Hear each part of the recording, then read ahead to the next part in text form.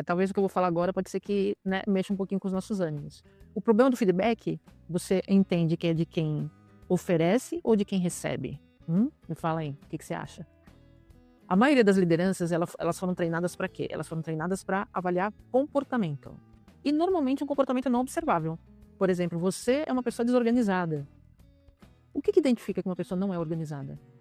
Muitas coisas, né? Às vezes do seu ponto de vista, às vezes do ponto de vista da pessoa. O que que será que identifica isso e que seja a base para um bom feedback, né?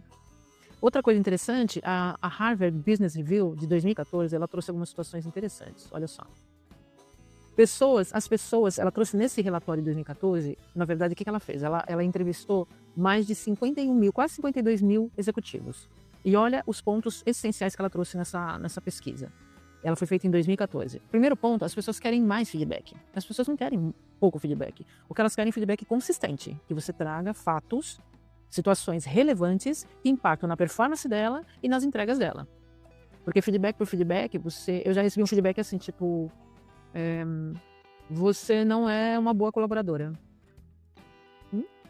E aí? Legal. O que que você entende por isso, né? Outra coisa interessante que eu gostei, inclusive, foi assim, a pesquisa trouxe fim do feedback sanduíche. Você fala uma coisa boa, uma coisa não agradável, depois uma coisa boa de novo. Isso aqui já caiu por terra faz tempo, é bem 2014. O que vale agora é você trazer pontos consistentes. E já engatando em outra situação, olha que interessante. O feedback não tem que ser, tipo, anual. Eu vou fazer pro PDI da pessoa, vou fazer um feedback do ano, dentro do ano fiscal, todo mês de novembro eu faço feedback. Não, o feedback tem que ser constante. Tem que ter uma disciplina. Então, por exemplo, você organiza com a sua equipe que a cada mês tem um feedback individual, a cada quinzena, de repente, você faz um feedback do grupo, sem expor ninguém, mas você tem um momento do feedback individual. Eu entendo, pelo menos eu praticava com as minhas equipes, o feedback mensal. Todo mundo sabia que todo mês eu ia bater um papo individual com as pessoas. Tá?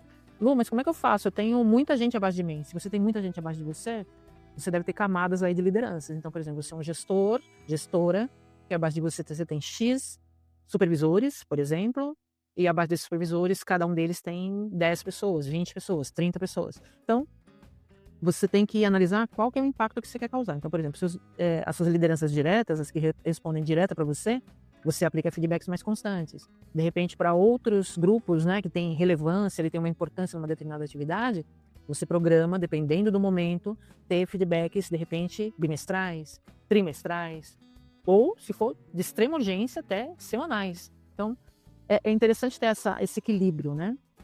A relevância do momento, as necessidades do momento, o que o momento está pedindo, e você oferecer esses feedbacks conforme a constância dele, conforme a necessidade do projeto.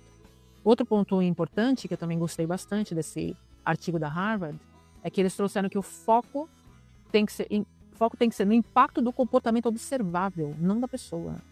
Você é uma pessoa esquisita. Isso não é um feedback, pelo amor de Deus, nem no trabalho, nem fora dele, né? Mas, por exemplo, você não foi pontual na entrega do relatório X. E isso causou, né, impacto nas entregas da pessoa A, B e C.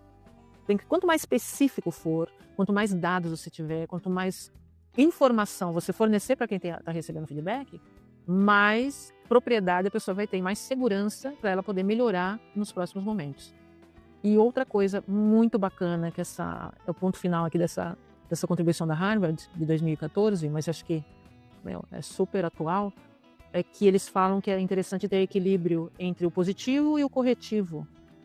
O positivo, todo mundo, né, às vezes fala, não, vou falar tudo no mesmo feedback, o que está positivo e o que tem que ser corrigido. Não. O ideal é você ter momentos para falar de pontos positivos, as entregas interessantes que a pessoa está fazendo, e ter momentos que são correções, são alinhamentos que você faz, né? Precisa ser sempre assim? Não, mas é interessante ter esses momentos de falar, de elogiar, de falar, putz, olha, aquela entrega que você fez de forma pontual, trouxe bastante insumo, trouxe profundidade, a gente conseguiu avaliar melhor, você é uma pessoa muito atenciosa com esses momentos, você contribuiu para a equipe.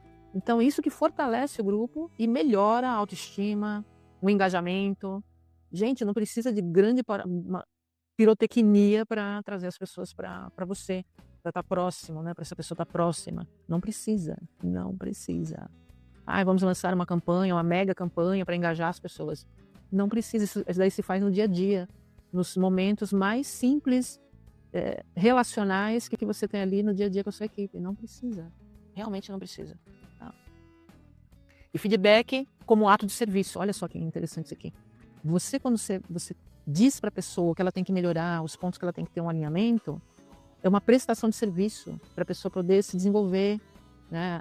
Assumir comportamentos mais de propriedade, onde ela vai ter mais segurança para entregar uma determinada proposta de serviço ou um projeto. Então, é uma prestação de serviço que nós, líderes, fazemos pelas pessoas. Olha que interessante isso, que profundo, né? Se a gente for pensar bem. Às vezes tem liderança que tem dedos, né, para passar uma instrução, um feedback, e aí fica aquela situação tipo, mas eu acho que é melhor não falar. Lógico que tem que falar. A questão é como você vai falar. Você vai falar de uma forma inquisitiva? Você vai falar de uma forma autoritária? Não. Você vai falar de uma forma que a pessoa, que você demonstre respeito pela pessoa, mas que ela precisa ouvir. Faça os acordos. Eu acho que a melhor coisa é fazer acordos. Eu vou te desenvolver dessa forma, tudo bem? Nunca tive nenhuma questão importante quando eu fiz acordos e quando eu respeitei a forma como a pessoa absorve as informações. Tá? Nunca tive problema. Em mais de 30 anos, trabalhando com equipes. Tive problemas quando eu não fiz isso, né? Quando eu já fui de impulso, já despejando em cima da pessoa as minhas mágoas por isso que eu falo, a questão está com a gente que está passando o feedback, né? Com a liderança. Eu estou despejando na pessoa o que eu estou sentindo de mágoa, de transtorno, ou de repente uma tristeza, ou uma sobrecarga. Né? Então, a gente precisa ponderar e equilibrar. Não é fácil, mas é um exercício constante. Né? Aí eu vou deixar alguns insights aqui, você, né, se analisa e tenta ver como isso se dá no seu ambiente de trabalho. Na verdade, é a intenção que transforma o feedback. Né? Aí você vê, começa perguntando antes de afirmar.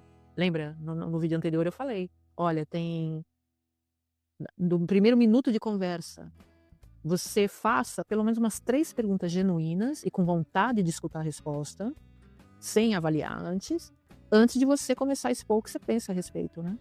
Tenta olhar com a lente da outra pessoa. A pessoa sai da conversa com clareza ou com culpa? Se a pessoa saiu com culpa, alguma questão tem aí. Não é pra a pessoa se sentir, tipo, sacrificada durante uma conversa. Outra coisa, você acompanha depois, ou você cobrou naquela hora? Tipo, olha, você tem que fazer assim, assim, assado. Orientou, alinhou. Mas você foi acompanhar para ver se a pessoa realmente absorveu, se ela precisa de ajuda, precisa de apoio, né? Não é todo mundo que aprende como você, de repente. E aí, por fim, eu trago aqui uma premissa do King Scott. Ele lançou uma estratégia, né, que ele chama de Radical Candor. E ela trabalha dois pilares interessantes. Primeiro é o cuidado genuíno com a pessoa. Você demonstra interesse, disponibilidade, escuta, acolhimento, mas ao mesmo tempo você dá um desafio direto e honesto. Olha, eu preciso que você se empenhe nisso, dessa forma. Ao mesmo tempo que você está acolhendo, você também tem o desafio. Vamos fazer junto. Eu preciso que você esteja presente. Eu preciso que você me ajude, que você me acompanhe, que você me entregue determinada tarefa em tanto tempo, regularmente. Então tem que ter esse equilíbrio entre o cuidado e o desafio. E feedback não é avaliação, o feedback é o cuidado com o crescimento da pessoa. Né? Eu vou fazer só o que o manual da empresa manda, que é uma vez por ano eu passo um feedback. Não, é o cuidado com o desenvolvimento de cada pessoa, mesmo que a pessoa seja uma expert, mesmo que a pessoa seja um fenômeno dentro da empresa. Mas ela precisa ter esse retorno, esse acompanhamento, sentir esse interesse genuíno seu pelo desenvolvimento dela. É uma prestação de serviço. E não é uma técnica, né? Na verdade, é uma escolha. Passar bons feedbacks, você acolher bem as pessoas e passar feedbacks estruturados e interessantes e produtivos, é escolher fazer isso. Você escolhe fazer, né? E quero deixar aqui uma dica pra gente.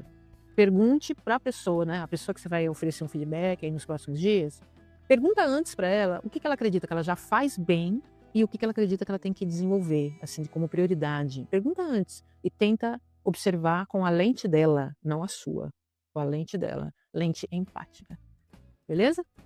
E compartilha com aquela pessoa que você entende que está aí com algumas dificuldades para liderar pessoas, para desenvolver pessoas, e pensa sobre isso até o seu próprio contexto.